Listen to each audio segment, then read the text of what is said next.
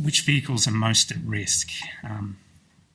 Look, Takata manufactured a vast range of airbag inflators with differing specifications and designs. They're all affected by the same design defect, which Glenn spoke about before, and this makes them susceptible to rupture and misdeployment. Look, in an ideal world, we would simply replace all these airbags immediately because they're dangerous. However, we know, and I think most people in this room would probably know better than most, that there's a shortage of replacement parts, of appropriate replacement parts, and there's such a thing as dealer workshop capacity as well. So this means that it's necessary for us to prioritise the vehicles with the most dangerous affected airbag inflators first.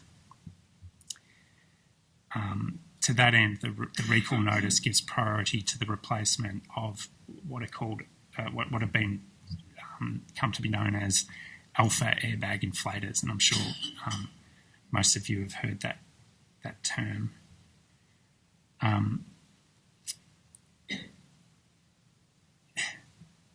These particular airbags are known to be affected by manufacturing issues which result in hastened propellant degradation.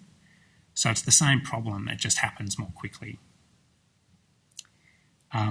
As a result of that, alpha airbag inflators have a substantially higher risk of misdeployment and a significantly higher risk of causing harm. So we're prioritising the recall of them, and I'll discuss that a little later in the presentation. But for all other affected airbag inflators, the recall notice requires suppliers to prioritise, and when I say suppliers, I mean manufacturers. I sometimes use the term supplier, sometimes manufacturer, sometimes OEM. I should make it more consistent, but that's what I mean. The notice requires manufacturers, suppliers, OEMs to prioritise replacement of inflators in vehicles located in areas with hot and humid climatic conditions, vehicles that are 6 years or older, and the inflators that are positioned on the driver's side of the vehicle. This is because experts have found that time and temperature cycling lead to the explosive material, the PSAN, in affected inflators becoming unstable. So that's why if it's in a hot, humid location, it should be prioritised. If more time has passed because it's an older vehicle, it should be prioritised. In terms of the driver side priority factor,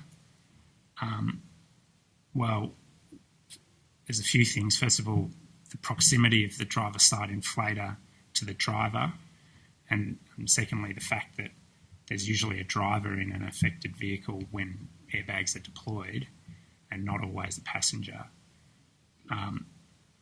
make affected driver side inflators more likely to kill. So that's the reason for these priority factors.